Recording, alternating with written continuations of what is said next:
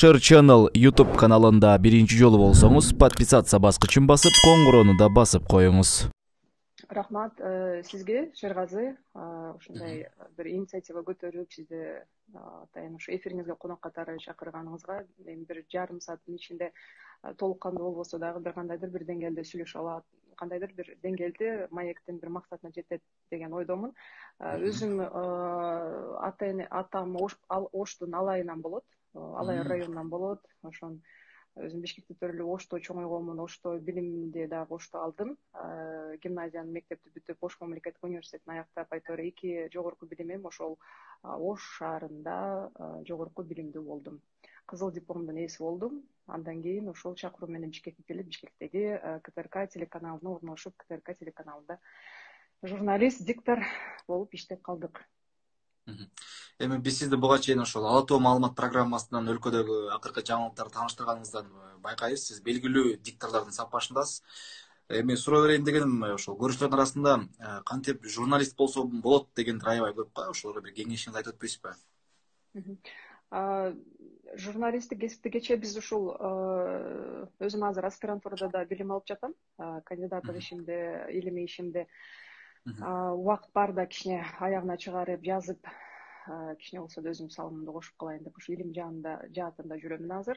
Анан ошол жакта бир статьяларды окуп калдык да. Ал статьяда ошол чет жерде балдарын ата эне иштеген жерге алып барып алып, ошол иштеген жерин көрсөтөт экен.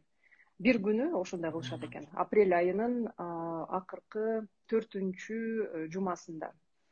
4 күнү алып барып, балдарын алып барып, ошол окуган жерлерин көрсөтөт экен да. Мен буну эмнеге айтып атам? Анткени мен атам ошол Ош телевидениясына 30 жылдан дээрлик, 30 жылдан ашык эмгектенди. Ал жерде диктор, журналист, сценарист, акын, журналист катары ошол Түштүк Шергесине белгилүү Улукбек Маматов.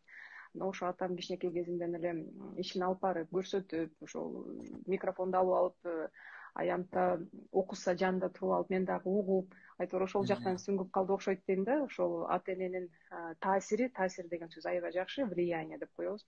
Аябай жакшы таасир берди. Мына ошондон улам ошол журналисттик кесипке ээ болуп калдык. Бул дагы ошол бир жагынан атам түрткү болсо, экинчи жагынан атамдын кандайдыр бир ушул таасирлери канынан дагы өттү деп койсок да болобу? Себеби көп айтышат да, мени жогорку билимим журналистпи деп. Мен жогорку билимим журналист эмес. Менин биринчи жогорку билимим бул тарыхчы, экинчиси бул юрист.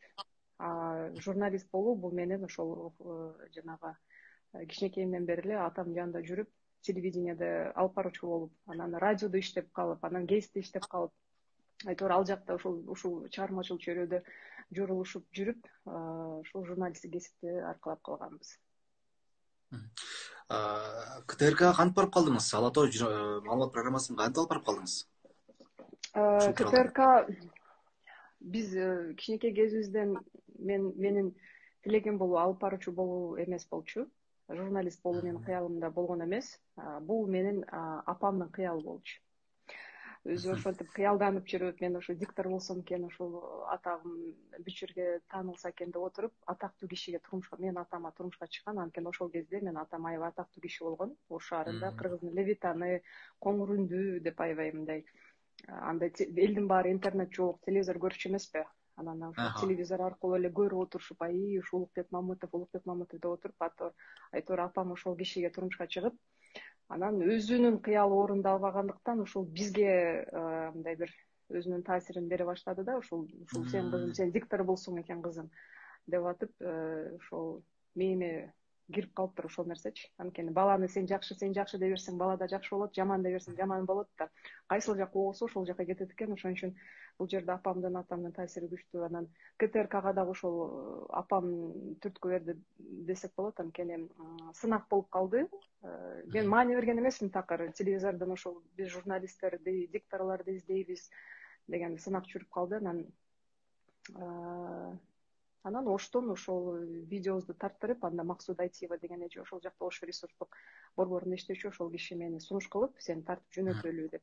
Анан дискке жаздырып жөнөткөнбүз, ошентип сынактан утуп, анан чакырып ошол жакта иштеп калдык. КТРКга чейин эле баары эле ойлошот да, КТРКда баары эле ошол жакта отуруп калды деп. КТРКга чейин эле биздин өзөгүбүз болгон. Анткени Ошто Ош Өчмен телеканалында Радио Алмаз деген радио станция бар болчу. Ошо радио станцияга диджей катары чакырышып, диджей боло албаган өзүмдүн себебимди түшүндүргөндүктөн анан жана басма сөз кызматынын башчысы болуп, ал жакта пресс службанын башчысы болуп иштеп калып, жаңылыктарды алып барып орус тилинде радиодо, телевидениеде, анан ошо аянттарды чыгып алып сүйлөп атып, ошону такшап отуруп, анан КТРКга даяр болуп келгенбиз. Негизи КТРКда иштеш кыйын жана ал жерге эфирге чыгуу оор дейт да. Бул канчалык деңгээлде чын ушул нерсе? Чындап эле ошондой. Эч бир жумуштун мындай жеңили жок болсо керек деп ойлойм. Анткени мындай караган менен аябай жакшына көрүнөт да, сүйкүмдүү болуп чыгып окуп атса, бул иштин баары эле жеңил болуш керек депчи, костюмду кийип алып эле боенуп эле чыгып отура калат деп. Бирок андай эмес. Ал жерде да өзүнүн мындай бир кухнясы бар. Ошол ашканадан өтүш керек. Ашкананын оң таасир жактары бар. Айтор ошолордун баарынан өтүп бир келип отуруп, анан кийин диктор болосуң да. Анан баары эле сени жакшы көрүп, ой, биздин кыз экен дебейт ал жерде. Сени сынашат, сөздөрдү айтышат, ушак айтышат, башка нерсе айтышат. Эми мунун баардыгы эле закончениемдүү көрүнүш. Ким аркылуу келди, кантип келип калды, ким алып келди, кимдин тараптан, кимдин кадры деп, ал жакта да ошондой нерселер бар. Айтор азыр билбейм кандай, бирок ага маани бербей иштеп, өзүнүн профессионалдуулугубузду көрсөттүк деп ойлойм. Эмнеге азыркы учурда ошол КТРКга кайтып барган жоксуз? КТРКга кайтып баруу бул сөзсүз беле милдеттүү. Эми менин оюмча, эгерде сиз ошол эмне үчүн улантпадыңыз бул жумушту деген ой келди. КТРКда мен 10 жылда иштедим. Ал жерде ошол алып баруучу, редактор, автор программаларды чыгардым, проекттер жазып, Америкага чейин бардым, утуп барып. Анан Түркияда барып эмгек тажрыйбамды ошол жерде уланттым. Анан карасам баардык эле жагын жасап турмун да. Болгон эле ошол башкаруучулук жактары калыптыр. Редактор болосуң деди, жок деп ага даяр эместигимди айткам. Анткени продюсер болосуң деген да сунуштар түштү. Кийин телекомпанияны жетектейсиң деген сунуштар түштү. Айтор анын баарына жок, мен даяр эмесмин деп айттым. Эми журналисттик катары өзүмдү мындай бир көрсөтө алдым деп, мындан ары дагы жылыш керек, жөн эле сүйлөй бербей, иш менен өзүбүздү көрсөтүшүбүз керек деп алдыга жылдык. Ал эми кийин министрликтен кеткенден кийин сөз сунуштар болду. Телевидение келиңиз, алып баруучу болуңуз кайра, жаңылыктардан көргүбүз келет. КТРКдан эмес, бирок башка телевидениялардан түштү. Программаларды алып барып бериңиз деп, жеке проекттер менен да келишти. Анан бир аз азыр ушул илимий ишимди бүтүрүп алайын, андан кийин иш кылабыз деп, өзүм бир аз тынуу жарыялап койдум да. Негизи мисалы көпчүлүк элдердин арасында ошол коомдук канал маалыматты мисалы мындай ачык айкын бербейт деген сыяктуу ой пикирлер айтылып келет да. Сиздин оюңуз кандай буга? Мисалы ошол эле ачык айкын көрсөтпөйт жаңылыктарды деп айтчы. Ал туура эле нерсе. Анткени бул мен иштеп баштаганда ал мамлекеттик канал болчу да. Мамлекеттик канал болгондон кийин мамлекеттин камчысын чалат, мамлекеттик саясатты жүргүзөт. Анан сөз түрдө эми баардыгын айта бербестен элдин башын оорутпайлы деп эле мамлекеттик саясатты жүргүзүп келген. Учурда мен билбейм азыр кандай болуп калды, себеби мен акыркы 4-5 жыл өзүм КТРКдан кеткенден кийин такыр телевизор көрбөйм. Анткени саясатты мага белгилүү, бир гана КТРКныкы эмес, башка да телевидениялардын саясаттары белгилүү. Ошон үчүн керектүү маалыматтарды өзүм объективдүү башка массалык маалымат каражаттарынан алып окуймун. Бул нерсе сөзсүз, аны сиздер эле билесиздер да, баары эле билет аны.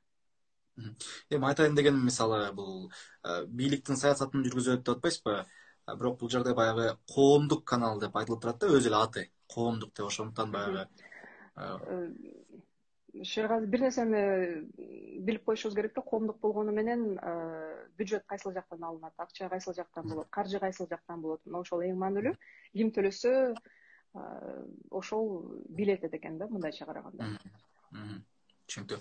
Эми андан кийин сиз ошол жогорку кеңешке депутат болуп бардыңыз. Ошол депутаттык ишмердүүлүктө негизи ошол жогорку кеңештеги жакшы бир сунуштарды көтөрүп аттыңыз. Андан кийин эмгек жана социалдык өнүктүрүү министринин орун басары болдуңуз.